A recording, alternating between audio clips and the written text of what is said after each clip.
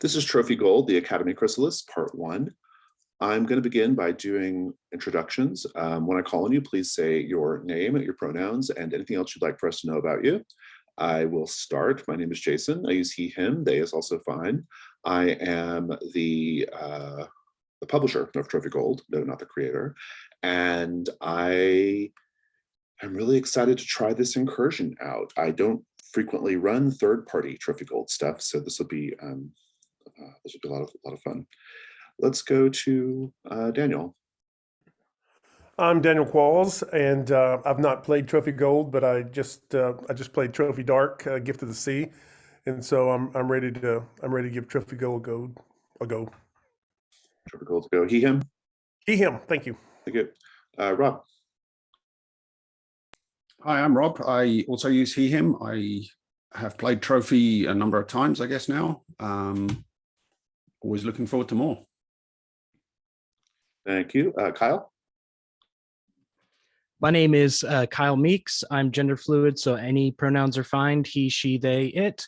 I have run Trophy Dark and not played Trophy Gold, but I'm very, very excited to do more. I'm a stay-at-home dad, so if I have kids running around in the background, it's a snow day. That was not planned to be a snow day today, so, but yeah, that's me. Fabulous. Thank you. And James. Hi, and I'm James Smith, and I've, a sort of fairly long time GM of Trophy Gold, and I've written some stuff for it as well and played in these Jason run sessions a couple of times. And I'm really excited to play this. My pronouns are he, him, and you might hear the occasional wail or shout from my daughter because it's her bedtime soon. So apologies in advance too. No worries, no worries. Also, you have a incursion coming out in Codex in February, so that's exciting. I do. Okay, let's go ahead and do cats. Cats is a introductory procedure that I like to do in order to establish some basic expectations for what's going to happen today and over the next few weeks. I will, CAT stands for concept, aim, tone, and subject matter. And after I'm done with cats, there's a little bit of introductory material for the actual incursion as well. So let's start with concept though. The concept of Trophy Gold is it's a fantasy adventure game about desperate treasure hunters.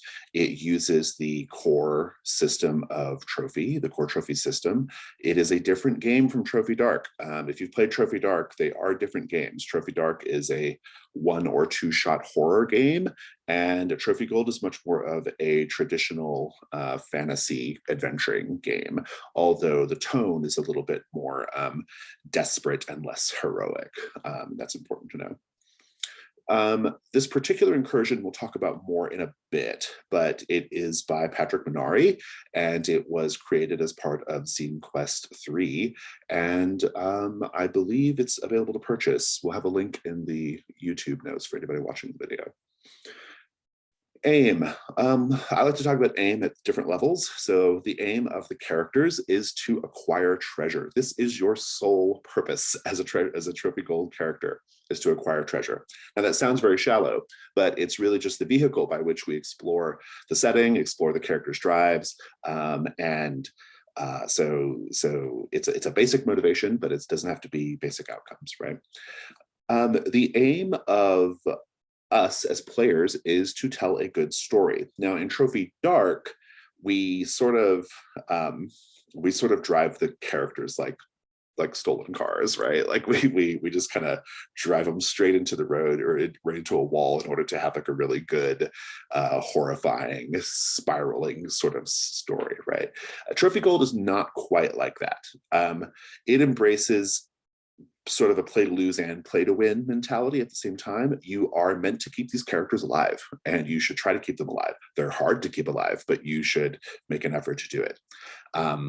If it's going against you though, and you are not going to be able to keep them alive, then you play to lose, then you lean into it and you give them the best death you can give them, right? So our aim is ultimately to tell a good story, but it's a slightly different frame if you're used to Trophy Dark and not Trophy Gold. Our aim for today is to, after I'm done with my spiel, we'll make characters, and then we'll introduce the characters, and then we will begin play. I think we'll be able to finish the whole incursion over the course of the next few weeks. And although today we might only get through the first set, there are like 6 or 7 sets, but the first one's really long. And so we might still be in the first set next week. I don't know yet, but the ones after that are quite a bit shorter. And yeah, so let's talk about tone. I've already kind of alluded to it, but the tone of the game is generally dark and desperate. But because it's a fantasy adventure game, levity is going to happen, and that's okay. I think the levity just helps enhance the darkness, frankly. And so do your best to kind of like maintain tone, but you're not married to it, right? Just do your best with it. In terms of subject matter, this particular incursion has content warnings on it, so I will just read those now. Injustice against fictional indigenous peoples. That's a major theme of the incursion. Graphic violence, body horror, manipulation, insects, hatching, human and animal sacrifice, academia, and trypophobia. Academia is a great content warning for a lot of people I know. They would probably not want to do this.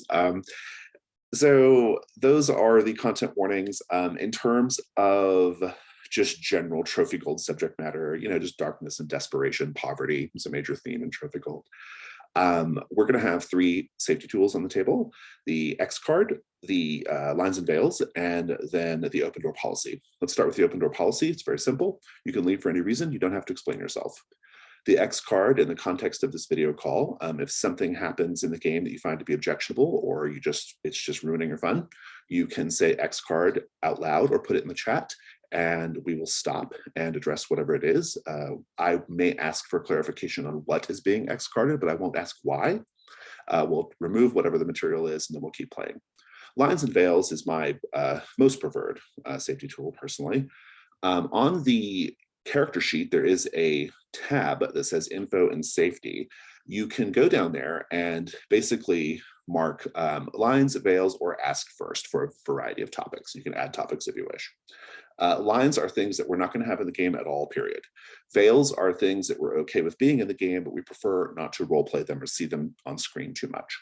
Ask first is something that maybe you're interested in exploring or you're not sure yet, but in any case, you want players to sort of say, hey, is this okay if we kind of go in this territory? I'm going to start by saying my lines and veils, and then on the break or whenever you first get a chance to, if you'll just mark the sheet for your own, that would be great.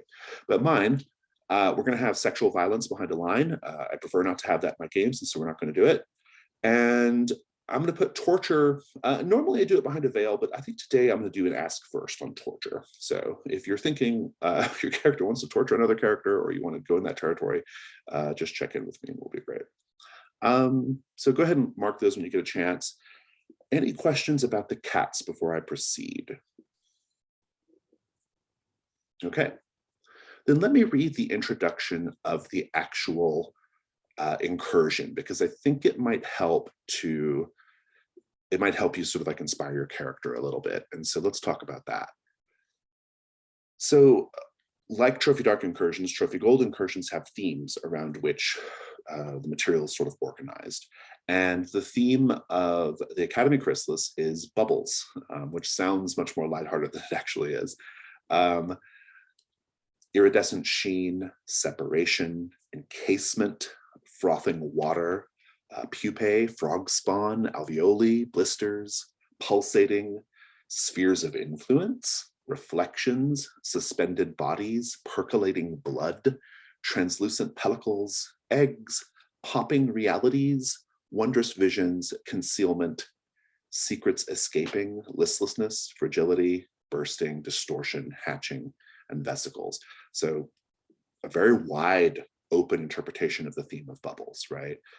So that's just important to know, or at least to ponder, not necessarily to remember. And now some introductory stuff.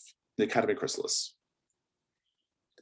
Among the erudite and wealthy elite of Amaret, it was once commonplace to discuss the astonishing reports lauding discoveries at Caprigis Academy. I shall type that for you because it's important. believe I'm saying that right, but that's how I'm saying it. I don't actually know. Nestled deep within the forest, this prestigious and remote school grappled with both the empirical and the arcane, spells and artifacts engineered through rigorous research fueled by the powers of the land. With each new communique, whispers grew and spread. Those in the know believed the scholars of Capricus to be developing a grand, innovative magic, a ritual to pierce reality and open a portal to another world. One day, without notice, the school sealed itself away from the outside world. Erected around the campus was an enormous and impenetrable magical barrier, referred to colloquially as the Chrysalis, and the flow of progress reports ceased. Most believed the school isolated itself in order to preserve its secrets. Had the scholars finally finished their research? Were they clinging to their knowledge for fear of theft? Any information about the school would sell for a high price. Even better, knowledge about the alleged grand ritual could secure power, status, and profit. Those valiant few who travel to the lush tongue, the deep part of the forest where the school resides, either fail to penetrate the chrysalis or return empty-handed if they return at all. In this world, knowledge is treasure all its own. Illithin, who are the people of the lush tongue, and city dwellers alike will pay for information. Recently, a few lone Illithin have traversed to the city, bearing horrendous marks of their journeys through the chrysalis, selling their own discoveries from the area within. You have learned from these travelers that the compendium of missives from Capricus Academy, housed permanently in the bowels of the heavily fortified city library and accessible only to the ultra-wealthy elite, could be used as payment to access the area around the school, if you make the ill-advised decision to try and enter the chrysalis. No doubt by virtue of access to someone with power, this access either by friendly relation or illicit blackmail, who knows, you finally attain the compendium. Now you set your sights to the lush tongue and the dangers and treasures within. So that is the introduction to this particular incursion. Let's talk about character creation. So in 2022, I am making all of my Trophy Gold stuff loosely connect. And so the characters that you make for the Chrysalis, the Academy Chrysalis, can be used in future games of mine if you get into them. And so just kind of bear that in mind. Like this character might be a character that you're playing in June or July or December, right? So that's one thing. And another thing is James has asked if he can transfer an old character from another campaign of ours into this one. And I said, that's perfectly fine. I think you're doing sort of a mechanical reset on the character, but otherwise keeping some of the color stuff, right? And yeah, another third thing about character creation is there are some specific character creation options for the Academy Chrysalis, and I am going to drop those into the chat as a PDF. If you wish to use those character creation options, you just have to basically type them into the fields on the character keeper because they're not programmed into it. But you don't have to use those. They're cool, but you don't have to use them. You can use just the regular drop downs from the character keeper. But for the 4 of you who are here who think you might want to continue playing in some games in the future, bear in mind that this is a character you might want to have around for a while, right? They may not be just something you're burning up for the Academy Chrysalis, right? So,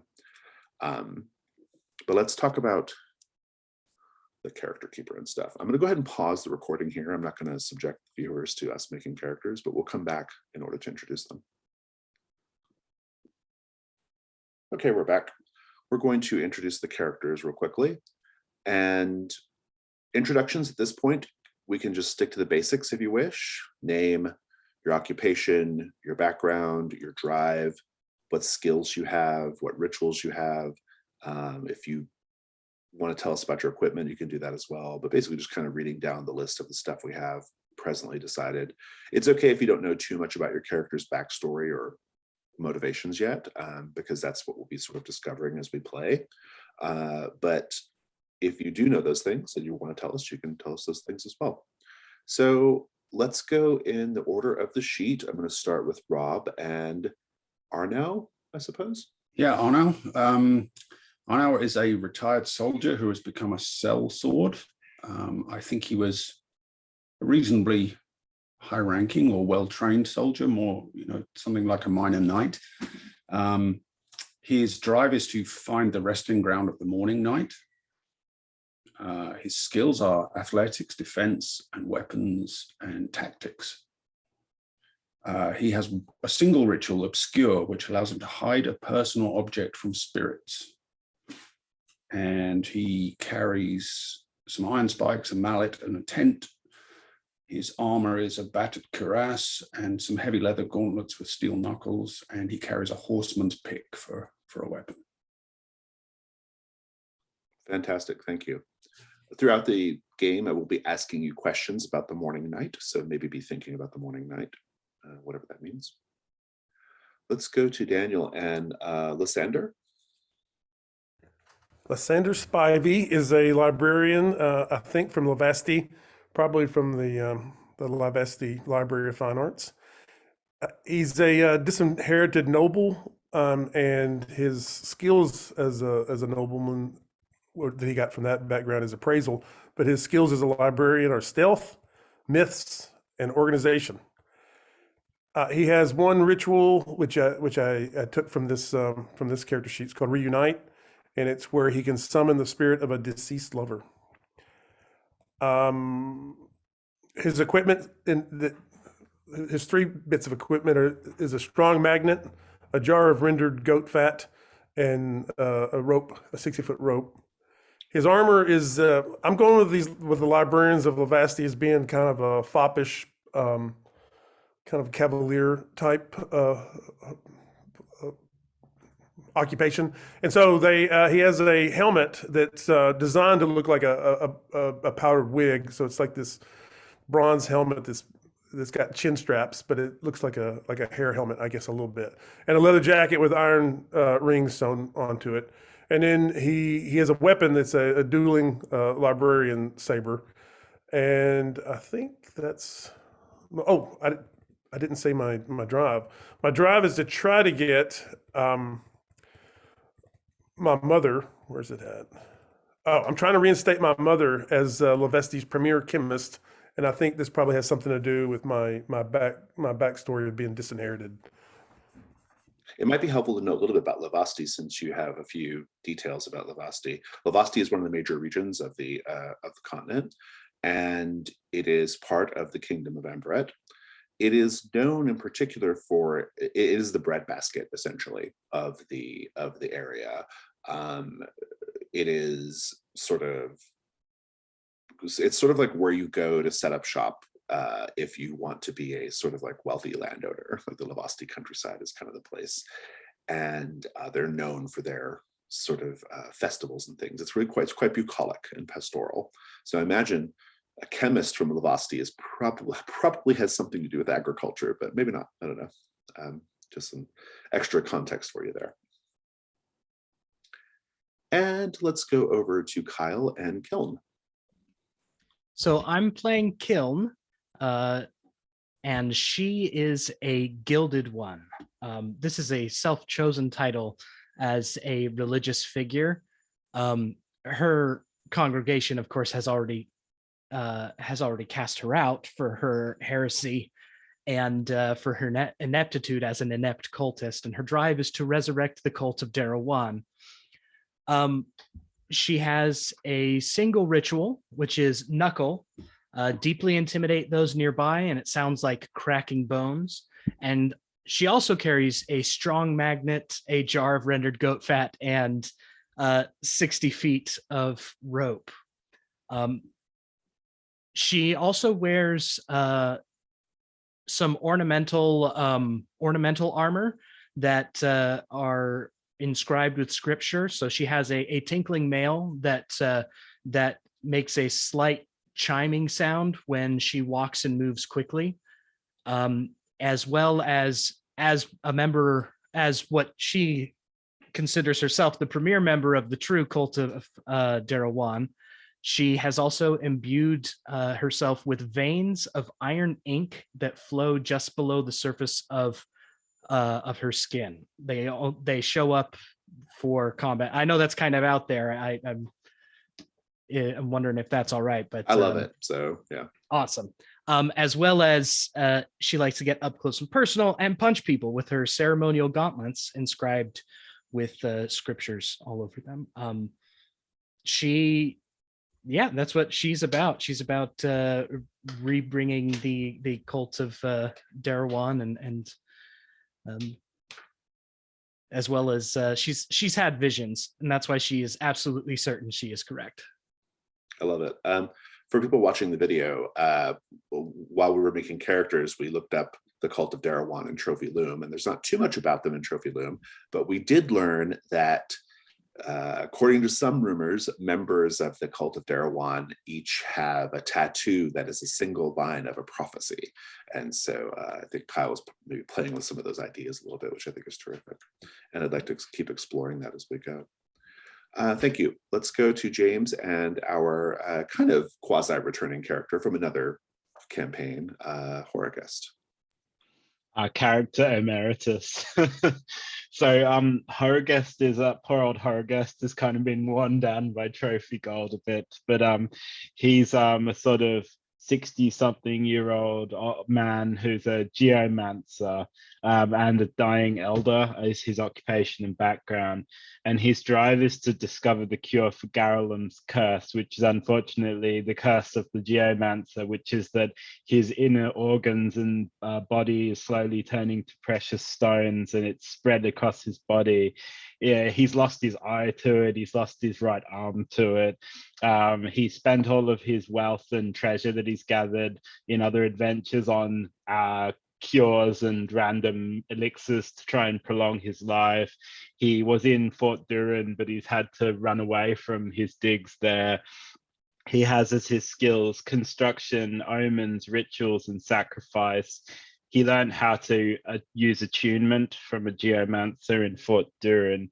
His two rituals are brimstone, which is grow scorching hot to the touch, and unfall, temporarily reverse gravity in a small area. His equipment is glass marbles, of which he has a bag, a scroll tube with a mysterious geomancy scroll in, and 3 sort of fist-sized glowing geodes. His equipment is his right arm, which was acquired in a previous adventure and is a clockwork thing of crystal and brass to replace his arm that turned to jade and fell off. He has a meteoric iron surcoat and an armored headband, which includes his eye patch covering his face, which is there's bits of it missing. And he's basically run out of luck, run out of money, and needs to find out something to lift his curse. I love it. Thank you. I want to note here that Lysander's backpack equipment has changed to candles, a small mirror, and perfume, just for people watching the video wondering where that stuff came from. And let's go ahead and continue. So I want to talk just a little bit about the rules of Trophy Gold, then we'll take a break. So Trophy Gold, I'm not going to go over all the rules, but I do want to talk about just some of the key things to be aware of. The first key thing to be aware of is that I have an incursion. It has events. It has things that happen in it. It has characters, but it is kind of a skeleton in the sense that there's a lot of negative space to fill in as we play. And so even though it is presented as a sort of traditional dungeon crawl type thing, Trophy Gold is still a collaborative story game. And the way we accomplish that in Trophy Gold is exactly how we accomplish it in Trophy Dark, which is mostly, I should say, through the risk roll, and in particular, the part of the risk roll called the Devil's Bargain. So the risk roll and the Devil's Bargain associated with it presents opportunities for you all as players to twist the fiction a little bit, to change the narrative, to introduce things that maybe we didn't foresee. And so I want to encourage you to do that, and don't feel shy about doing that. You don't have to worry about me. I'll be A-okay. Whatever you want to introduce into the game is fine. And I will also do the same thing, right? As an example of how this works, let's do a simple example. So a character, we'll say the character is we'll say Lysander. Lysander is jumping across a crevasse, okay? And we do a risk roll to see how it goes, and a devil's bargain is offered. The devil's bargain is something that happens no matter what, whether Lysander successfully jumps the crevasse or not, okay? And so everybody makes their offers. And one of the offers is, no matter what, Lysander, you are going to drop your dueling saber down the crevasse. If you succeed, it's just because the saber fell off your hip as you jumped. If you fail, it's because you also fell down the crevasse with the saber, right? That is a perfectly good devil's bargain. It's a straightforward one, but it's fine. And that's how it works. Another, perhaps more interesting devil's bargain might be, no matter what, on the other side of the crevasse, your mother's chief rival in chemistry is there on the other side of the crevasse.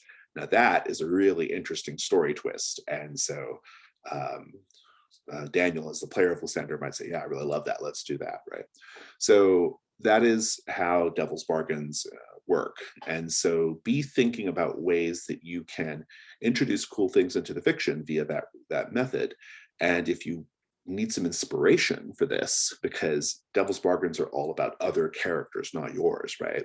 Look at the other characters' drives. The drives should be your touchstone for where to go with that stuff, right? So that is one aspect of the rules that's worth talking about. It's collaborative. The other aspect of the rules, which are unique to Trophy Gold vis-a-vis Dark, are set goals and hunt roll tokens. So I want to talk about those briefly. The incursions in Trophy Gold are divided up into what are called sets, and each set has what's called a set goal. The set goals are mostly sort of like out of character information. They are things that, sometimes they're things that the characters are trying to accomplish, but sometimes they're just things that we as storytellers are trying to accomplish, right? And so it's a very explicitly sort of meta thing in a lot of ways. But most often they're connected to the actual goals of the characters as well. But in any case, when you enter the set, you'll have a set goal. And you can accomplish the set goal however you want to accomplish it. I mean, it could just be accomplished through just your normal interactions between your character and the environment, right? Or you can accomplish it with hunt roll tokens. So as you are searching and gathering information, like treasure hunters do, you'll be acquiring these tokens called hunt roll tokens. And you can spend collectively 3 hunt roll tokens to automatically achieve the set goal. So if the set goal is to find the secret passage into the next part of the dungeon, you can just spend 3 tokens and automatically find it and not have to go through the trouble of trying to find it. That's one way of using hunt roll tokens. The other way of using hunt roll tokens is you can spend them 1 for 1 to just get treasure. Your characters have to acquire treasure. You have a burdens score. If you don't meet your burdens score by the time the character returns back to town, whenever that happens to be, your character must retire. They retire into destitution and poverty, and they will never achieve their drive. So you must achieve your burdens in gold. And so one of the ways you can do it is to spend a hunt roll token to automatically find treasure. So keep that in mind as well. So the management and collecting of these hunt roll tokens is the primary activity of Trophy Gold, okay? And knowing when to spend them and how is a skill, but it's not a hard skill, but it's a skill. And so that is, those are some basic rules things. I think there's a really special particular rule to this incursion that's only for this incursion, though I kind of like it and I might keep using it as a general rule, which is, in this incursion, knowledge can be treasure. And so even though this knowledge has no intrinsic value, it has a lot of value to the right buyer of the knowledge, right? And the way this works is when you acquire a bit of knowledge as treasure, it gets put in a separate part of the character keeper. And you get to decide whether you're telling the other party members about it. If you do tell the other party members about it, it becomes everyone's knowledge and anyone can capitalize on it later. Or you can keep it to yourself and only you capitalize on it later. But in any case, once you're ready to capitalize on it and sell that knowledge to a buyer who's interested, you have to then talk about how introducing that knowledge into the broader world changes the world. So that is how it's an interesting sort of economy of knowledge, and we'll explore that more as we play. So if you spend a hunt roll token to get treasure, I might give you that knowledge treasure, right? So just bear that in mind as well. Or you can just find it. And I think that's all I want to say about the rules. Let's go ahead and take a 5-minute break, and we'll come back and we'll start the first set. Okay, we're back. Let's talk about a little more introduction. So this incursion begins in a community called Needlepoint. This is a self-sufficient community of these creatures called Illithin. The Illithin are the immortal mannequins. They're immortal mannequins given life and soul by ancient magic. They are also the protectors of Ilaran, the Froth River, and the rest of the lush tongue, which is this forest within which their village resides. Illithin are presented in this incursion as survivors of colonialist land theft and exploitation. The grounds occupied by the Academy are part of their ancestral home, and the Academy has continued to profit from that knowledge, from their knowledge, their technologies, and their homelands. This incursion aims to frame the Illithin as unique people with their own innovations, technologies, and relationship to their environment without falling into the primitive or noble savage tropes. This incursion also asks you to reflect on the colonialist roots of academic and scientific pursuits and to recognize that there are no easy answers to rectifying systemic injustice. We've already talked about knowledge as treasure. And with all that said, we shall begin the first set. The first set is the Village of Needlepoint, and it has the set goal of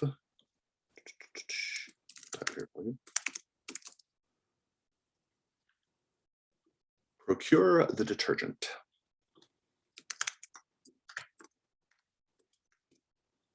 That moment. Stuffed into the basket of a hot air balloon, you crawl atop the forest canopy, sweltering in the summer heat. For days, you've traveled like this, using long poles to propel your craft deeper into the maw of the forest, like a creeping insect plump with brood. At last, you found yourselves in the lush tongue, a part of the forest where trees shimmer with silver leaves. On the horizon, an immense pearlescent sphere climbs into view. This is the chrysalis, within which Caprigis Academy hides. Around it, like an aura of decay, a radius of rotting vegetation marks a clear contrast from the verdant forest it occupies. But you do not head to the school directly. With the information you bought, traded for, or worse, you know that to enter the chrysalis safely, you must first visit the nearby village of Needlepoint to acquire this detergent. Needlepoint is the only community other than the school that calls the lush tongue its home. It is a village of tree-dwelling mannequins, magical souls housed within bodies of earth, plant, glass, and bone, who have lived in the lush tongue longer than any human knows. So, you're in this balloon, and the tree canopy is quite tall, like it's quite a drop from the top of the canopy down to the ground. And the introduction mentions that you have this, these trees have silvery leaves. And as you are descending in the canopy in your balloon, you realize that the reason why the leaves of these trees are glimmery and silver is because the trees themselves are, the trees are covered in thousands of shards of mirror glass. So the leaves, the bark, the branches, they are these glimmering mirror glass trees. And this presents a bit of a problem for your hot air balloon as you're lowering down to the ground, because the balloon is getting shredded by the mirror glass canopy as you descend. You are going to soon be descending very, very rapidly at high velocity, a velocity that will probably kill you, unless you come up with a solution or a way out of this predicament. Let's just have the scene when you realize that the balloon is being shredded by the mirror glass, shall we? You're all tight in this little basket. Role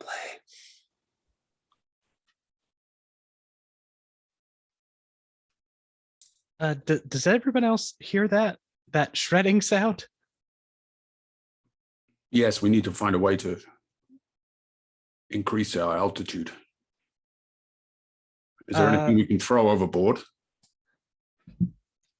I don't know about throwing overboard. What about so we've got the long poles. All right. Do you think that if we work together, we can kind of push some of the branches away from the rest of the balloon with our poles and everything, and find the right part of the branch and push them far away to make space?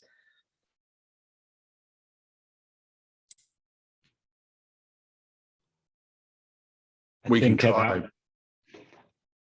I think Haragest is looking at the leaves and saying, fascinating. They're made out of grown glass. And he looks and says, we can't stop this. We have to jump. We have to jump. We could use the poles to wedge into some of these tree limbs, and maybe if we can create like an X with the poles, maybe we can land on the X or keep us in the one position and stop falling. It sounds like you're all leaning more towards Kilton's solution for navigating the situation rather than jumping out of the balloon onto the ground. I think that's a great plan, Kiln. In any case, you should probably do it. And so let's try a risk roll out. All right. So the way the risk roll works, I know you know, but I'm going to just say it for people watching the video, is we have to first start by establishing the stakes. What are you trying to accomplish? Well, what you're trying to accomplish is to land the balloon safely, ultimately, right? That's what you're trying to do. And so once we've established that, everyone else at the table but you, and this is out of character now, everyone but you, Kyle, gets to say what they think could happen if this plan to use the poles in some manner to safely navigate this tree canopy does not work. And I'll start with the easy thing, which is you all plunge to your deaths. That's what I think could go wrong here. But if anybody else has any thoughts, I'd love to hear it. Daniel, James, Rob. I think we go sideways and we're stuck in a tree. That's what I think. Pretty high. Yeah, I was going to say we get tangled in a tree or something, and we're way above the ground. Yeah, that's pretty good. Probably a better outcome for the beginning of the adventure than just dying unceremoniously as you hit the ground. James, any thoughts? But maybe the leaves start to sort of crystallize and grow and start sort of piercing the boat as well. Mm-hmm. So we have some ideas. Now, I don't have to settle on any of this. This is all just sort of brainstorming, right? Now we go to dice. So we have to talk about your first light die.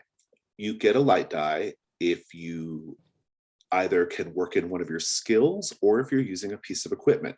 Now it's established that you have these poles as equipment. And so you can get your first light die because you're using the poles, right? Mm-hmm. So you're up to one light die. Congratulations. Your second light die is gained if you, Kyle, accept a devil's bargain from myself or one of the other players. A devil's bargain is something that will happen no matter what, whether this succeeds or not. And I'm going to say, mine's a pretty tough devil's bargain, but it's going to be no matter what, the balloon is not usable after this. You're finding another way out. Ooh. Any other offers on the table? No matter what, we don't get our safety deposit back for the balloon. I think no matter what, we maybe, the basket ends up tipping or something and we lose some equipment or lose the poles, something along those lines. Some equipment is damaged, yeah, like that. I think no matter what, the reflective sheen of the trees sort of temporarily dazzles us all, and we sort of become very disorientated. So you have some options there, Kiln. What do you think? I'm gonna go with the I'm gonna take the devil's bargain of the temporary dazzlement. I'll also note here, you can reject them and not take the die as well. Just that's also an option. But. Yeah, but I want the die because I don't want to die on the first roll. Fair enough. You have 2 light dice. Now let's talk about whether you're going to be adding a dark die. So it's my call ultimately if I think you're sufficiently risking your mind or body to do this. I don't think you are yet, although it could certainly escalate to that. So for now, if you want to just keep it to the 2 light dice, I think that's okay. Okay. If we take a look at the Discord, over in the Trophy Discord, there is a channel called Dice. If you happen to have some dice in front of you, you can roll dice as well, but I like the dice roller. There's a little die roller. It's called Dice. You just hit /risk and then space 2, and that will roll the dice for you. All right. Let's see.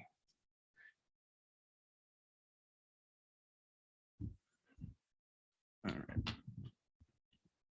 Risk 2.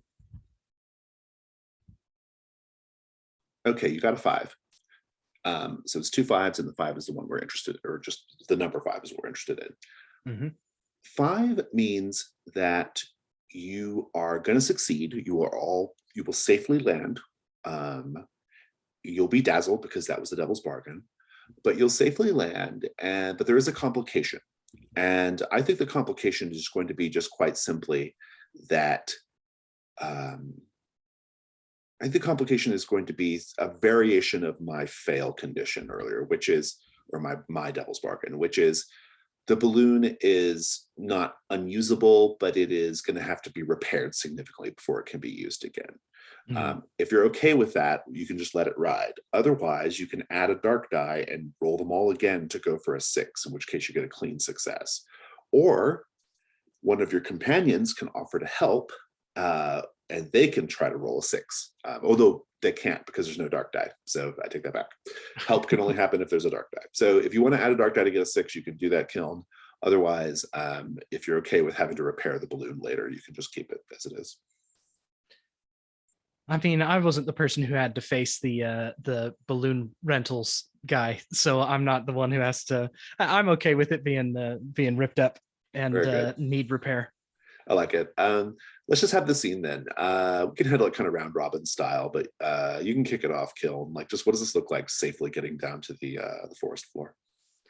So Kiln goes into like overexcited, very loud mode, and she's pushing against the trees and saying, okay, there's that one, and trying to organize everybody and doing a kind of a bad job of it, not finishing her sentences, not finishing, just like, oh, do that and this, and but is able to kind of push enough of the branches away that they don't shred the balloon so badly that we plummet, we just fall. Sandra, what are you doing during all this? Trying to use the poles to kind of slow us down by holding on to limbs as they go by, just to try to slow our descent, and thinking that field work comes with splinters, and I must note that for future travels. Horgus, what are you doing during? I think Hargest is just ignoring the others and like caressing the leaves and saying, "Living glass, what a wonder." And just saying, the ground is my friend. Very good. And Arno? Arno is cursing under his breath at the behavior of Horgest and the kind of incoherent orders being given by Kiln, and just doing his best to shove these branches away from the balloon as best he can, without, he feels like he's doing the work all himself. I love it. You do get down to the forest floor, and in particular, as you're passing through the very height of the canopy, when the sun is blazing most directly into the mirrored leaves, it is dazzling you, all of you. You have to keep your eyes open in order to go down.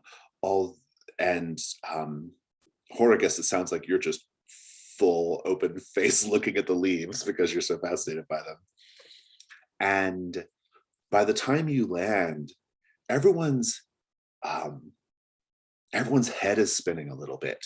And I'm going to give you all a condition to just reflect this. You can clear it, maybe in needlepoint you can clear it, but for now, you're just going to get like a sort of a dazed condition. It's not debilitating or anything, but it's the kind of thing that, like, I don't know, if you try to do something that requires a lot of like logic or precise thought, it may be pretty tough. But you can just note that on your character keeper. There's a section at the top for conditions. So. And you are there. The balloon is a little worse for wear. The basket's a little banged up. With some minor repairs, it can be manned again. The hot air apparatus is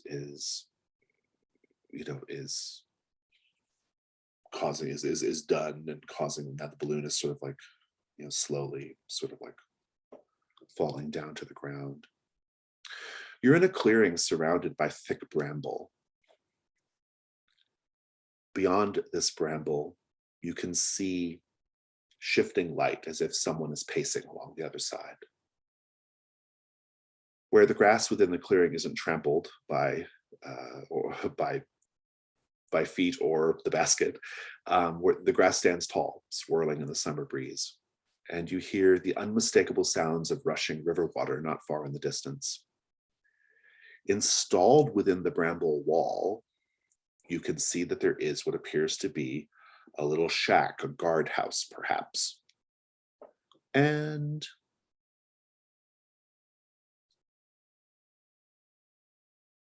yeah, so the bramble and the guardhouse are the first two props, essentially, that you can kind of interact with if you wish. You're climbing out of the basket. Lysander, what do you do? I look for any signs of needlepoint. Do we land on the right side of the brambles or the wrong side of the brambles? You can go ahead and do a hunt roll.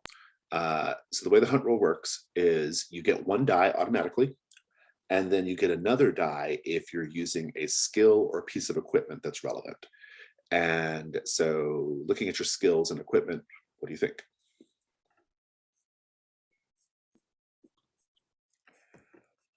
I'm thinking appraisal is more in terms of value of something Value instead of something, yeah. instead of the situation. So I think I just have the one. Go for it. Go /hunt one and see how it goes.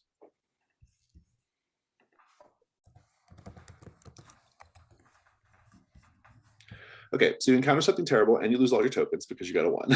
But you don't have any tokens, at least, so that's good. This is the danger of only ever rolling one die, right? Is you're at the mercy of that die. We'll talk about you encounter terrible in a moment. I'm going to switch over to Arnau for a bit. Arnau, what are you doing?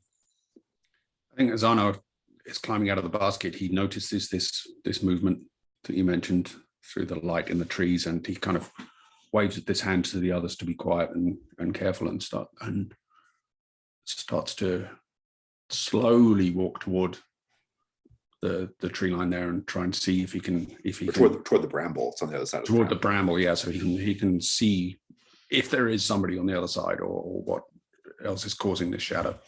I love it. It's a hunt roll. And do you have any skills or equipment that's relevant? I mean, defense or tactics are kind of the closest thing I'm thinking in terms of skills, just that he's trying to, ensure that we're safe from potential attack here. It's maybe a bit of a stretch, as you've described it. Go ahead and roll just one die. Okay.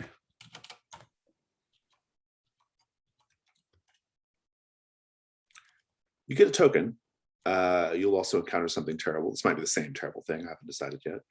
But you get a token. So on the hunt roll, there's basically only two things you're ever guaranteed on the hunt roll: a token or not, or you encounter something terrible or not. The amount of information you gain is totally up to me, or the incursion in this case. Take your token. You said you were investigating the bramble. This is a dense wall of razor sharp vines, and it looks like the guardhouse that is embedded in it is the only way through. As you are sort of investigating this movement that you thought you saw, you can tell that the movement is headed toward the guardhouse. It is perhaps a guard going to the guardhouse, but you can't quite make out the details of who or what it is. I'm going to check in with Horagest. Horagest, what are you doing? Horagest is just sort of sat down cross-legged on the grass and is stuck his like fingers on his like flesh hand into the earth and says, "Hello, old friend. So tell me what you know, ground. What's beyond those brambles?"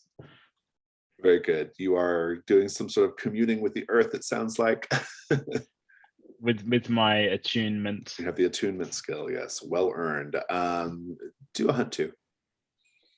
Okay, let's have a look, shall we?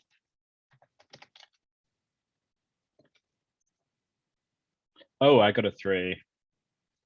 We're after a Encountering something terrible and no token. terrible start. Let's check in with Kiln again.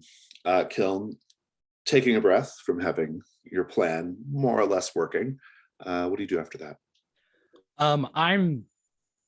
I'm fully kind of dazzled to the point where I'm actually just sitting next to Horagest, trying to figure out where my head is at, because with all the bright lights and flashing of the mirrors and stuff, I've got those sunspots and everything behind my eyes, and I actually feel like I'm starting to have a vision. And I pay attention to those because those are incredibly important, and I feel like it might have something to do with what Horagest is doing. But yeah, so I've got a steadying arm on Horagest's shoulder, and I'm just kind of in a trance at the moment, trying to get back to reality. I'll give you a choice. I'll let you clear your dazed, or you can try to do a hunt roll with your visions. I'll leave it up to you. Let's do a hunt roll with the visions, because I'm skilled at visions. Take 2. Take 2. All right. That's right.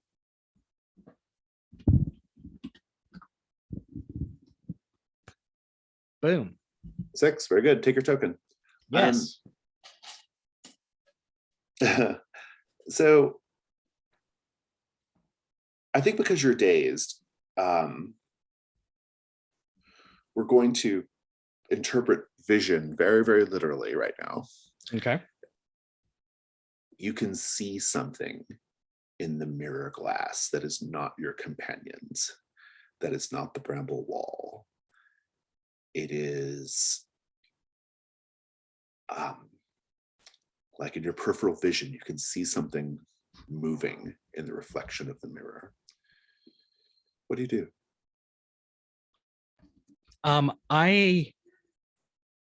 I stand and begin to look at it very curiously and point at it, and I call out in a language that I don't think anyone here will understand, and begin to shake my gauntlets at it, to be like, trying to bid the vision to come forth to me, and that's kind of how how I show everyone, there's something over here, like I'm looking at something. Everyone else, as a follow-up to your encountering something terrible, you all can hear something in your midst. It is giving a low growl. Lysander, you can feel its hot breath on the back of your neck. Arno, you can sense its bigness. Horagest, I don't know what you're aware of, Horagest, but you might know that there's something here with you, and it is very well connected to this place, but you cannot see it. Lysander, what do you do? I draw my dueling saber and turn towards the breath. I think this is combat. So Kiln might be able to see the creature because I think Kiln is picked up on that. You can see it in the mirrors, but everybody else is kind of just sort of becoming aware of the situation and maybe not sure what's going on. To do a combat, everyone has to state how they are vulnerable. The way 3 of you at least are very vulnerable is very obvious right now, but I'll let you decide. But you say how you're vulnerable, and then you roll /weak, or a weak roll. It's called a weak point. You roll your weak point, and that is the number that you don't love. So, Lysander, how are you vulnerable right now? It appears as though I'm vulnerable in that I can't see and I don't realize the mirror is the trick. It's closest to you too. Roll /weak.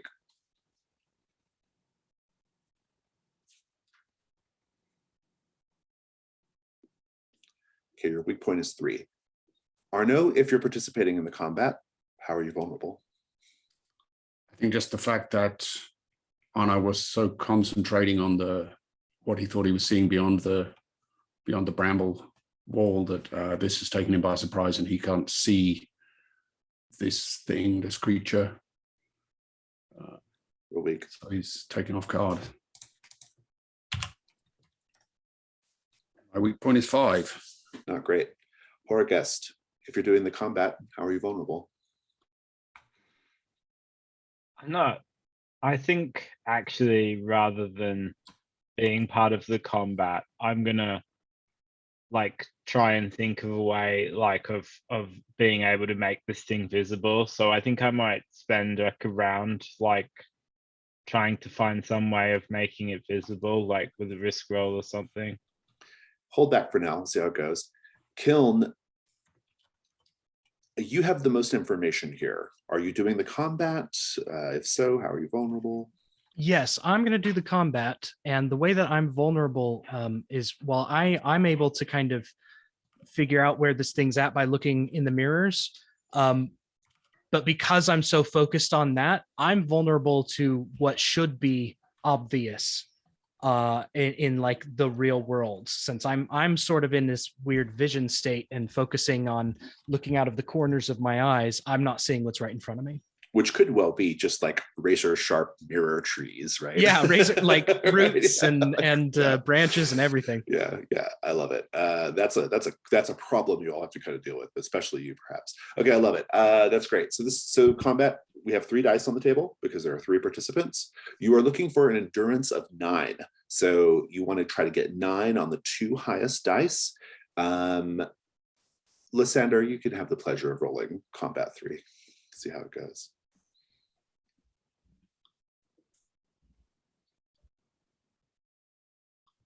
There you go, 662. Did anyone have a weak point of 6? Does not look like it. I don't think we rolled for Kiln's weak point, maybe. I did. I put it in the chat. Okay. It's 2, so. Yeah. No, you're all good. Well, no, you're not. You actually take the hit for the 2 Kiln. But otherwise, the creature is defeated, though. So let's have a little narration here. If you want Kiln, if you want your armor to absorb the hit, just work that into your narration. Otherwise, you can just work the hit into your narration. It's up to you. But Kiln, you can kick it off. So if anyone was watching Kiln, they would be hard pressed to understand what on earth is going on. She is looking over her shoulder, basically, while walking forward with her arms, one of her arms outstretched, and then finally swerves to the side and sends a sprawling punch at what looks like the air, and just begins this massive flurry of blows against something, and you can hear the connection. And she is then trips over Horrorguest, who is right in front of her, and lands face first on it on the ground, and it comes up with a bloody nose. Yeah. Oh, okay. Yeah, I love it. Lysander, keep the combat going. I've had to duel. I believe it was I believe it was a librarian in comparative literature once, and we had to do it blindfolded. And so I just closed my eyes and lean into the fact that I can't see the creature. And I just started doing some defensive slashes in the direction that I felt the heat coming from. I feel some connect, but I don't see what's happening. Arno, you get to finish the creature off. Describe it. Arno takes a cue from where Kiln is looking and attacking and is quickly able to assess the situation that this is some kind of unnatural creature, and he's muttering an incantation to the saints under his breath as he just starts swinging with his pick, using the sharp end of it, and as he feels the first blow connect, he gains some confidence that he's doing the right thing and just wails on this thing until it seems to be no longer moving or no longer reacting. I love it. Thank you. It remains invisible even in death, but if you take a bit of the mirror shard, you can look at it. It looks like an unintelligent beast, sort of reptilian, four-legged reptilian thing with great big fangs and claws. It was probably just responding to the noise of the balloon landing, thinking that it could get an easy meal. You do get to carve up bits of the creature and sell back home if you want. It is a gold roll. If somebody wants to roll, you took the hit, Kiln, so why don't you roll it? Roll a gold 9.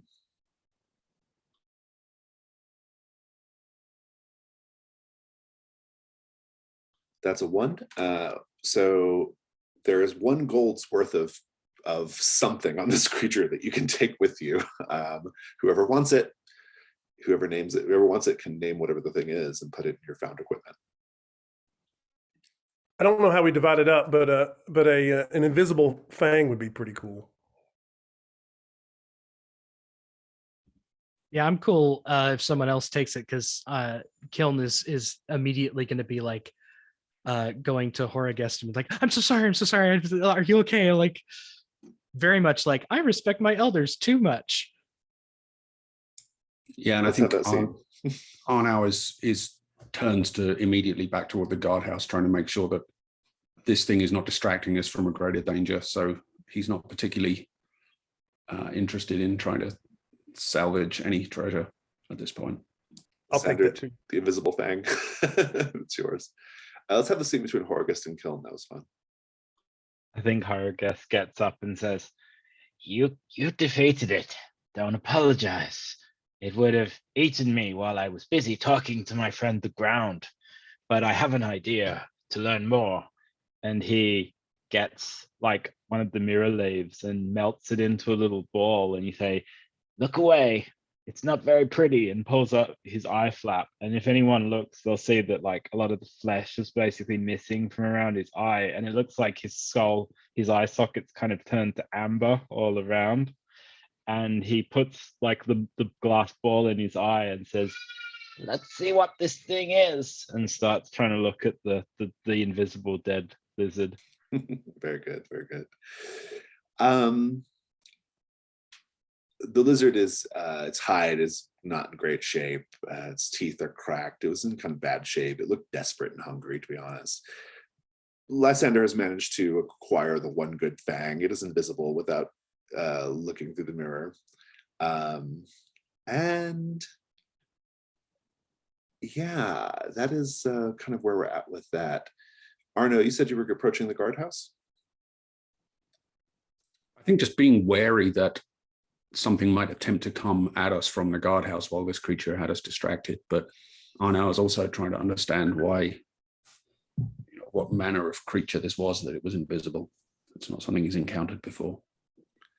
I think you'll be aware that there is, as I've noted before, there is a guard of some sort in the guardhouse. You can see a figure sort of behind the little like sort of opening that is the window of sorts.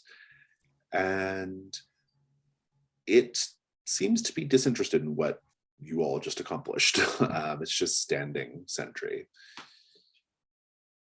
What do you do?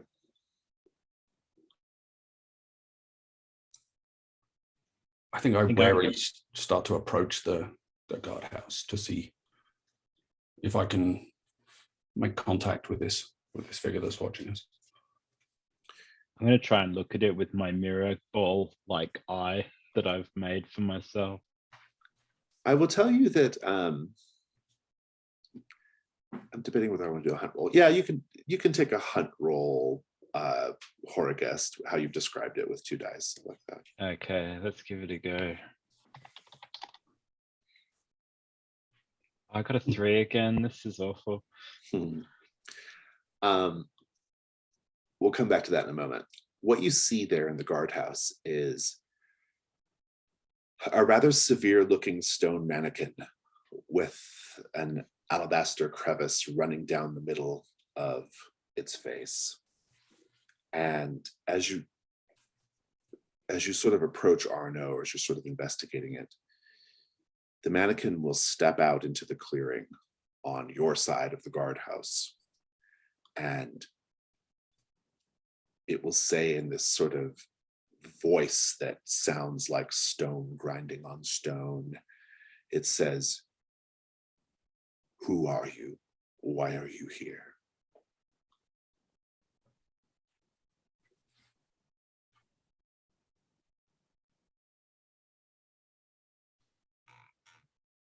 I think Horrorgest would say, "You're magnificent. What are you made of? You're a miracle of creation. Can I shake your hand, please?" And this might be the encounter something terrible bit, because I think that using your mirrored eye that you've constructed for yourself and popped into your socket, you will realize that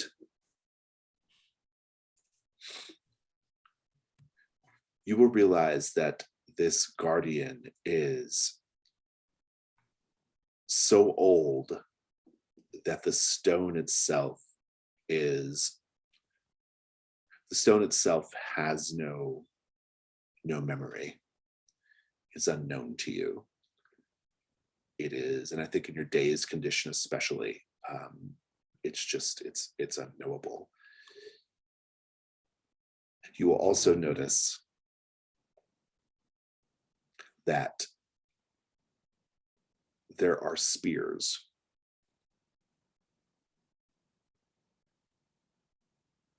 attached or affixed to the back of the stone guardian.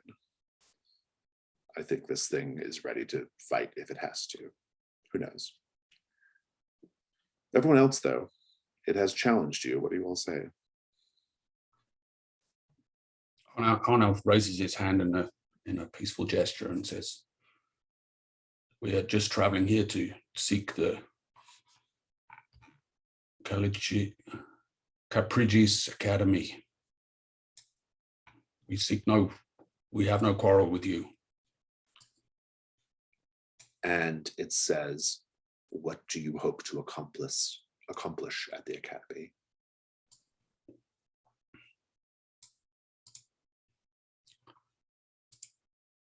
We hope to unearth its secrets, as so many have failed to do. Lysander, Kiln, what are you two doing? I'm standing just right behind Arno, and he's asking us what do we seek to do, and I would add that ultimately we seek knowledge. Kiln, do you say anything? Kiln is going to stay quiet. It seems like everyone else has this well in hand. I'm going to start gathering up like large unbroken leaves, if I can find them, so that I can have a small collection of hand mirrors, basically. I like it. You can add that to your found equipment. And the stone guardian at the guardhouse seems, well, it's difficult to say how they're reacting to because they're made of stone and they are not giving you a lot of like well, okay, great, or pass, or expressing happiness, or skepticism, or anything. It's just like, it's just a sort of like a wall of, maybe it's considering what you've said, maybe it is biding time. It's unclear. But who among you is probably the most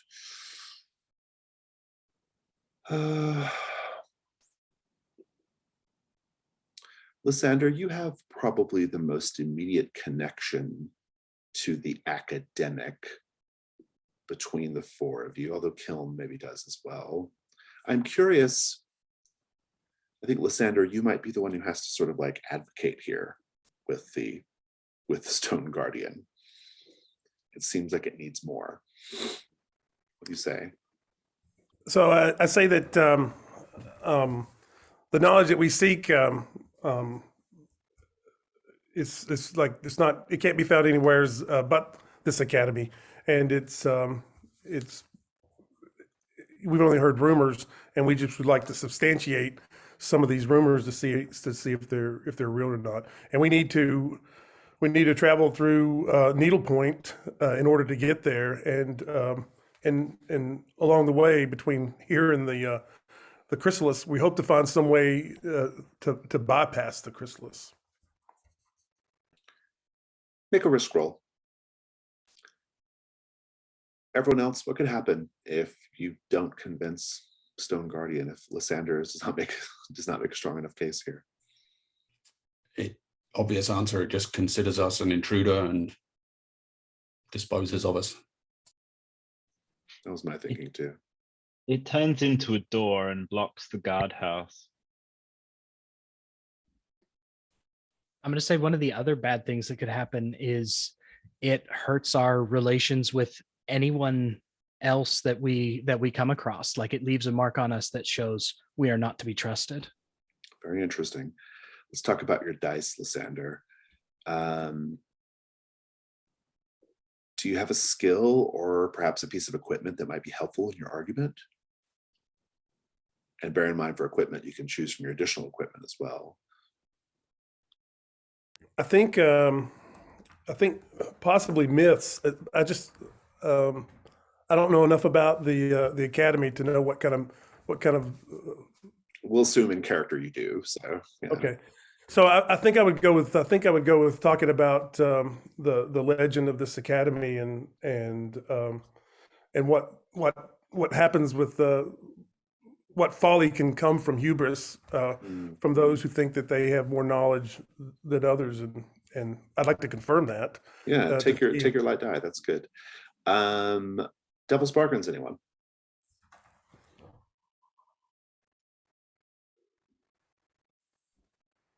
I think a cool devil's bargain would be that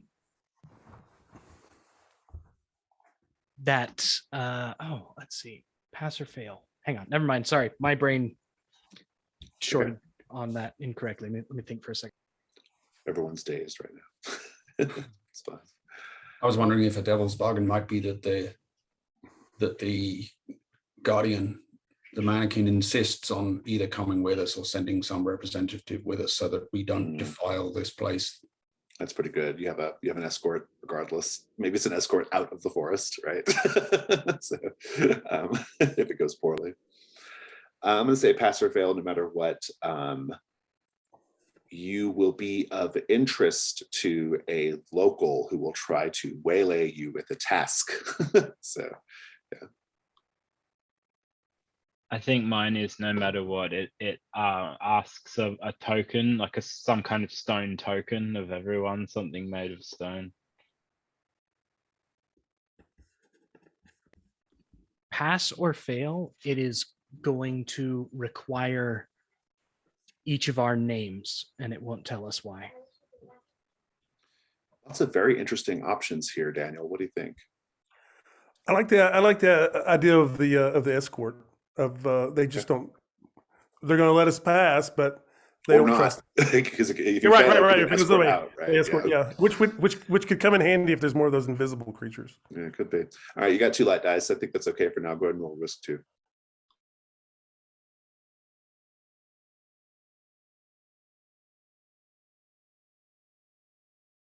Okay, you got a 5, and that means you are going to succeed. There is a complication. The complication is going to be that obviously you're going to have the escort. That's guaranteed. But also, I think that you do have to register your names. I like that as well. You have to be known. If you're okay with that, then we'll just proceed. Otherwise, you can add a dark die and try again. I am fine with that, and I will gladly. You might have heard my name. My father's actually pretty big in Lavesti. I'm Lysander Spivey. There's no reaction whatsoever. The creature says, the guardian says, you can pass, but while you are in Needlepoint, you must be accompanied by a representative from the village. State your name as you pass through the guardhouse. And sounds like you did, Lysander. Who's next? Arnell steps up and says, my name is Arnell. Just steps right through.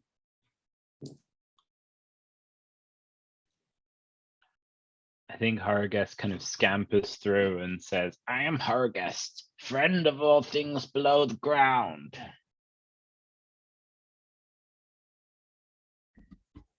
And Kiln walks up to it and says, my name is Stangra Ray, and lies. How interesting. You're passing through.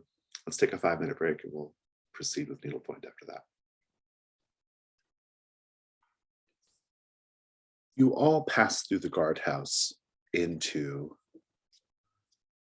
the village itself, the village of Needlepoint.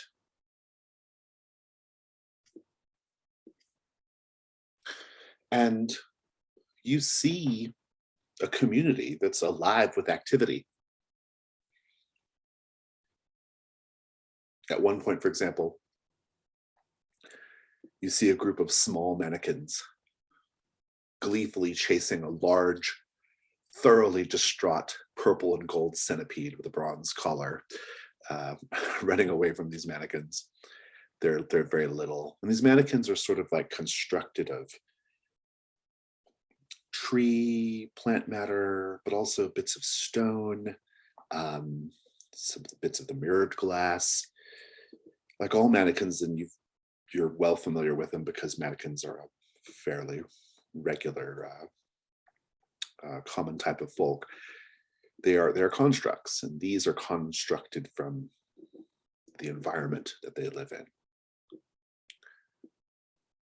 Another mannequin you notice is unclasping the chitin-lined cloak at their shoulders, revealing an illuminated orb within their skeletal rib cage.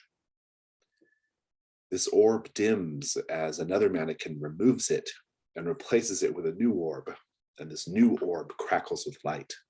And here you'll notice that all of the mannequins that are about in this village have sometimes literal rib cages made of bone, sometimes just things roughly constructed like a rib cage, but they all have these glowing orbs inside of them. And you are met eventually by your escort. Your escort approaches and they introduce themselves to you as Deluvian. I shall type that for you. Deluvian is, well, I think the most interesting thing about Deluvian is you smell Deluvian before you even see him or hear him. He smells like the ocean. And his sphere in his chest is glowing with a rich indigo color, but is otherwise constructed of bone and twig.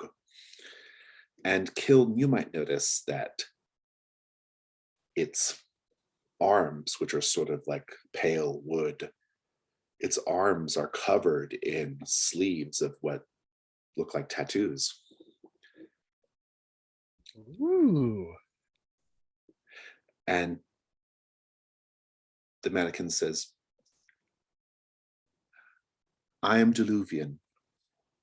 I have been instructed that I am to accompany you while you are in Needlepoint.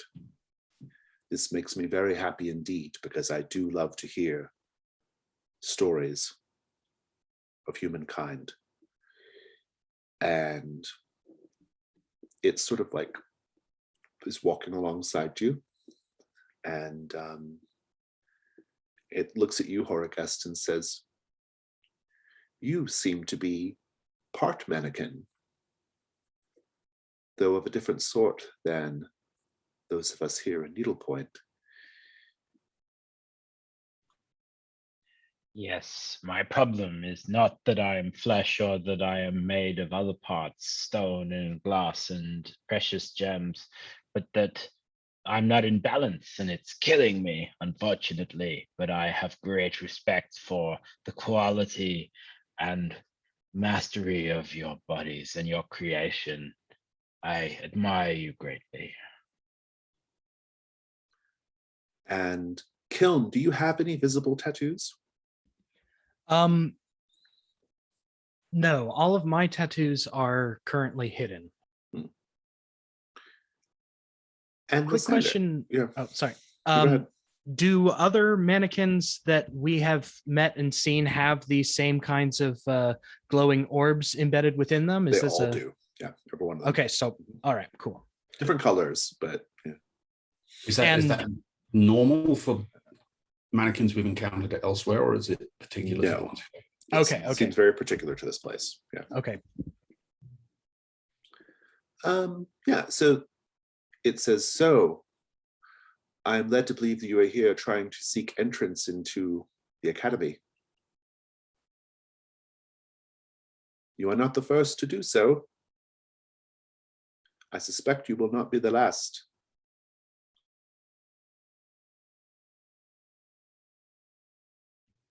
How often do people come through here for that purpose? Fairly often, though they never make the journey back, do they? Never, or just most of the time they don't? Never. Well, infrequently. I have often been promised stories, and stories on the way back, and those stories never come. Perhaps you should tell me your stories now, before you go.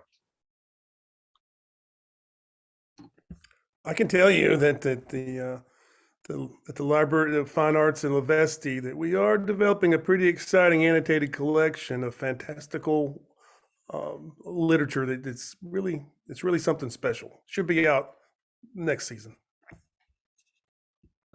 And for the public. Deluvian cocks his head, which appears to be fashioned from like a like the skull of an animal of some sort. Sort of cocks it and says, that is very intriguing indeed. We don't have much use for libraries here in Needlepoint. All of our knowledge is kept amongst the people. That's exactly what a library is. Sort of, kind of. Yes, but you must maintain such things because your lifespans are so short, whereas ours are not. And so our information lives on forever with us. That's fantastic. And you're just walking through, and he explains to you that he's actually a tattooist by trade. That's what he does. He's a tattoo artist. And he's sort of showing you some of his work. And Arno, you will notice that prominent on his sort of willowy wooden arm is a tattoo of what appears to be a three-headed heron. it's done with quite a bit of skill, and you've certainly never seen a creature like that. It stands out.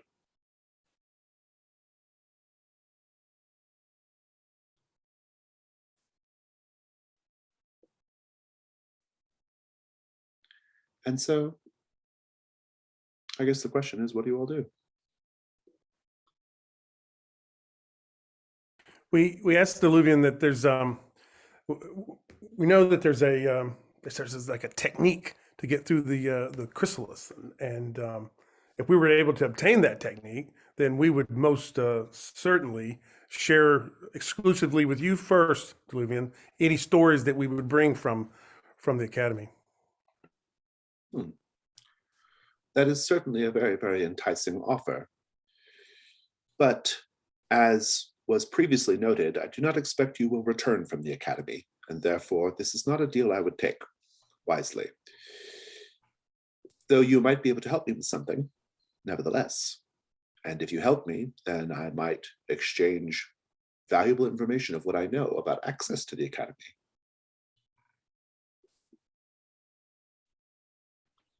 I think Horrorgust will say, we need to show them that we're friends of the ground. They're used to people that don't respect the raw materials of this place. We have to show them that we're friendly. You can't just try and sell them things. You've got to talk in the language of the ground and of the trees. But how do you do that? Like, what is the language of the ground and the trees, Horrorgust? Like, what does that mean? Well, all I have to do is close my meat eye and open my other eye, and I'll be able to tell you. I can't tell you what it means, but I'll be able to see. And he sort of swaps his eye patch over to cover his other eye, and you just see his like hideous kind of amber eye socket with this glass ball in, and it starts sort of glowing faintly, and he looks around and says, "Oh yes, I can see the forces that fill this place." And he looks a bit sort of drunk on it, basically. You can take a hunt roll if you want. I'd love to. Yes, let's do it.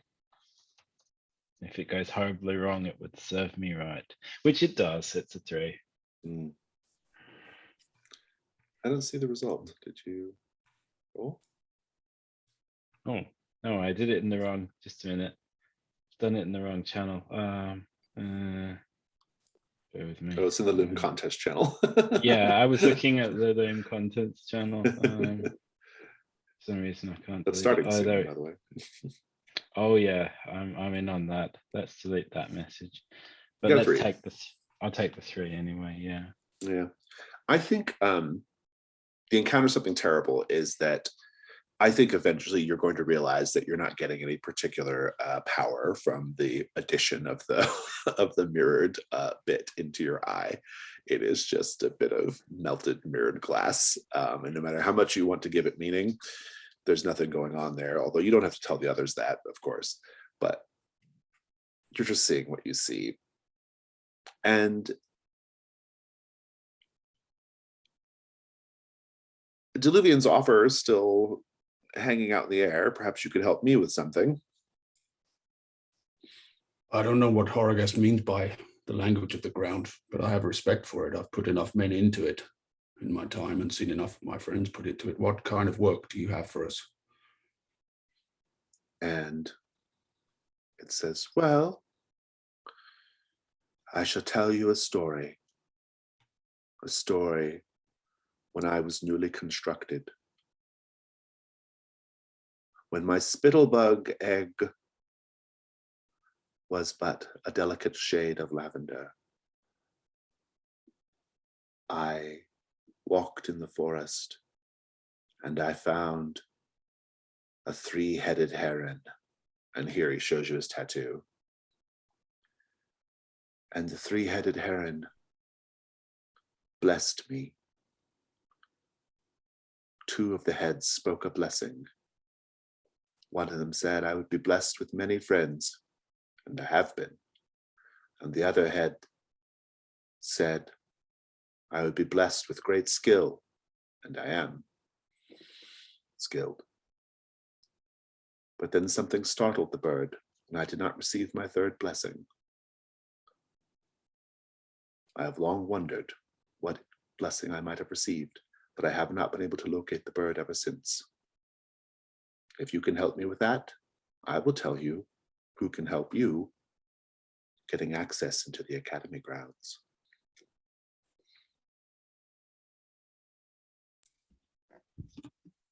So you said this is long ago when you were newly formed. How long ago are we talking here?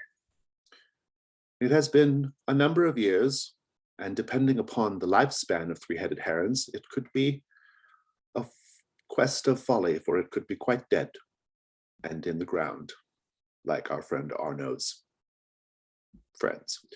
But I do not know the lifespan of such birds, and so it will be a bit of a risk.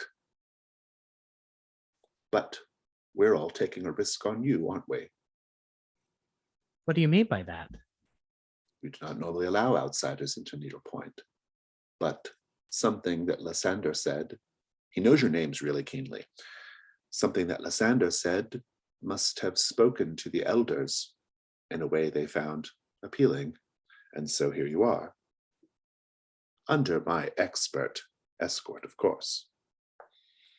Can I make a hunt roll? And I'm looking in my memory about under myths, using the skill myths to try to figure out the three-headed heron. Is this like a Sure, is this like yeah. a real like organic creature, or is this some kind of mythological creature? Can I do that? Roll hunt too, yeah, go for it.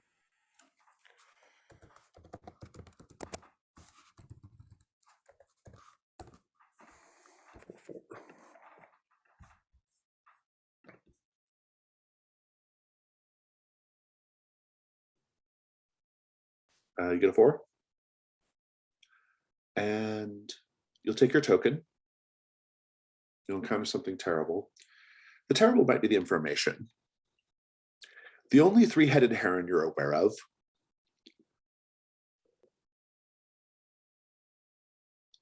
in myth is a demon, a three-headed demon that disguised itself as a heron. That's all. So I companions, this seems like one of those I don't know how we're going to be able to do this. The only three-headed heron that I'm aware of and is one that was a form of a demon. So I don't know if you guys have any skills, and I do not have any. This was no demon, I assure you. You said blessings. I know that the third blessing would have been very wonderful indeed, and not something that would have come out of the mouth of a demon. We should be careful speaking of such things. Speaking of them can attract their attention. And Deluvian, is there?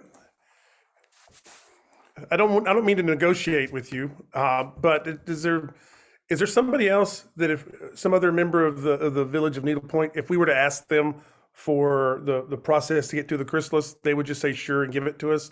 Or if I were to tell you that, I would lose all of my leverage in this negotiation. Right. Therefore, I don't think it would be wise for me to do so.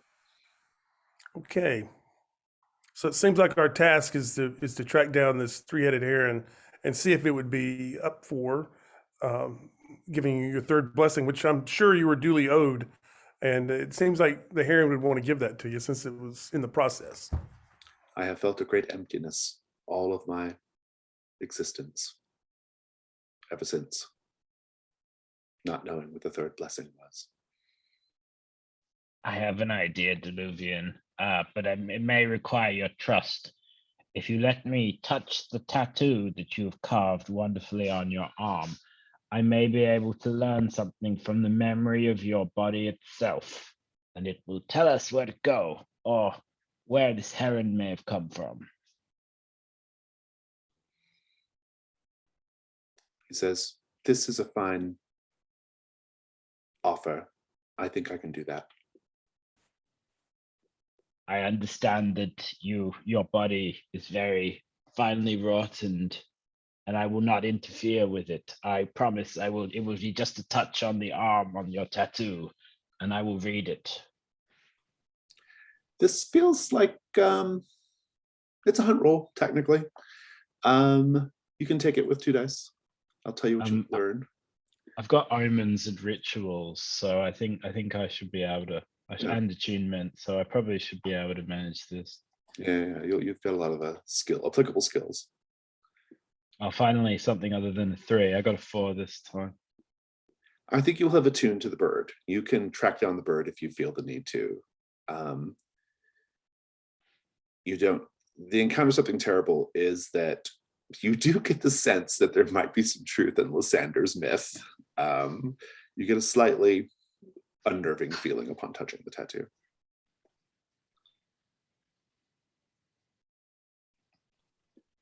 And Deluvian says, "So what did you learn?"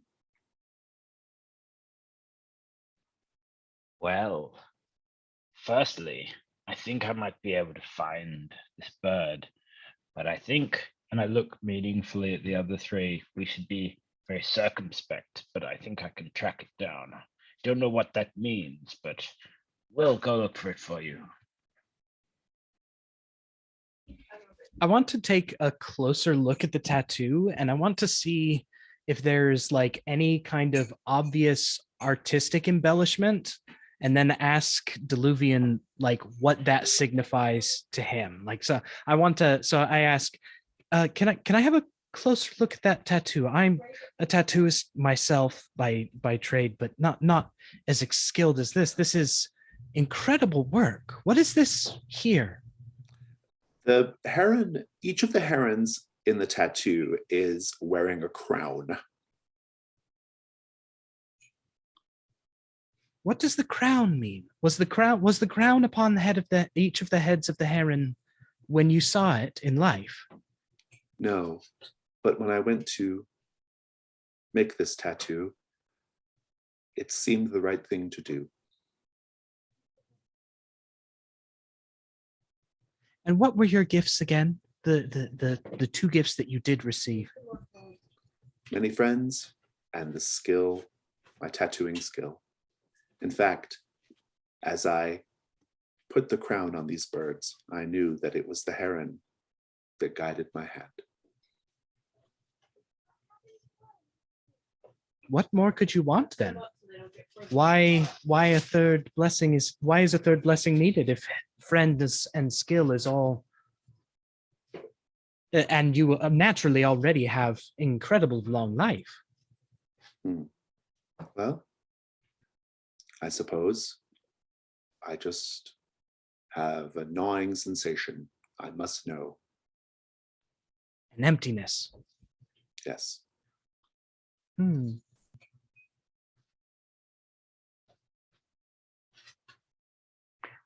I want to. How many hunt or tokens do you have to spend to get a treasure? Just 1. Okay, I'd like to spend my hunt token to get a treasure from Deluvian. I want to receive a tattoo from Deluvian. Oh, I like it. Yeah, that's good. Yeah, that's good. He said, so you just, he will basically just say, like, since you've expressed an interest in the tattoo and you said that you yourself have a connection to the art of tattoos, he will say, yes, come by my hut tonight and I will do something very special for you. Some special work. And in payment, I will tell you of my tale before I go to my death, of course, so that you may know it and preserve it for your long, long life. This is very wise indeed, very wise. And very generous, acknowledging that you are probably not going to return alive. And meanwhile, though, I suppose there's nothing that forces you to do his task. You could maybe ask other people. I was picturing like like a stall, get your free into the chrysalis. No, it's nothing like that. But yeah.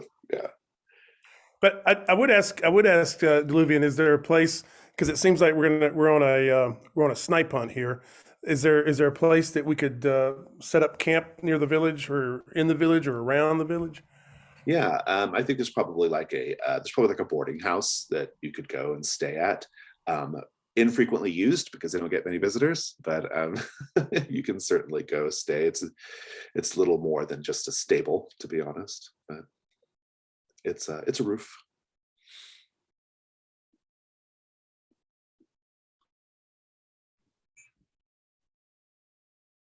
So And as so, we, yeah. oh, sorry, as No, go we ahead. kind of like get set up in that area, like start putting our equipment down and kind of saying, okay, this is our base of operations. I kind of pull everyone close and I say, I think that this is the next phase of the test that the village is giving us. I think that if we, I think Deluvian knows a lot more about the heron than they're telling us, but I think this us offering our help here is going to determine a lot of whether or not the rest of the community will give us any ideas of how to move forward.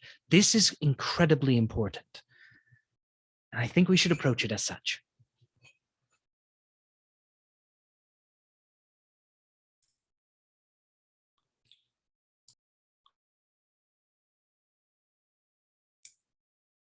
I have no intention to start any trouble. We should rest here, and then perhaps we should follow Horagust's suggestion. I'm not sure I understand the nature of his connection with this bird, but it seems the only lead we have. I don't think it's like a real bird. We don't need nets to catch this bird. We need something else, and it's probably Horgest. That's what we need to catch the bird. We need the protection of the sisters. As you say that, I kind of snort, like just like a little bit, but I try not to. I try not to draw too much attention to it, but it's habit. I can't bring it up. And I say we're also going to need a map, and I think that is going to be very valuable. So someone needs to find a map, and someone needs to, I don't know, find out more about this demon. Lysander, you said that there's a three-headed demon. What kind of things? This demon took the form of a three-headed heron, but we don't necessarily need a map. While in the hot air balloon, I practiced something that I like to call terrain association. Ooh. And so with the river here, with the river and the forest and the village, we should be able to triangulate our location. Well, and also Horagust has a good lead on the heron as well from touching that's the true. tattoo. Yeah. Combined, you should probably be able to find it if that's the route you want to take, or if that's the approach you want to take, is helping Deluvian fulfill his lifelong quest. And yeah, I like that very much. I regrettably have something kind of calling me away, so I'm going to wrap up the session just a little earlier than I planned, but we will do stars and wishes before we go.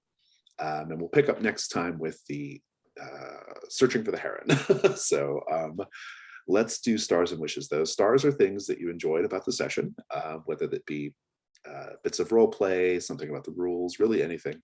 And wishes will be wishes are things that you hope to see happen next time. Whoever wants to go, take it away.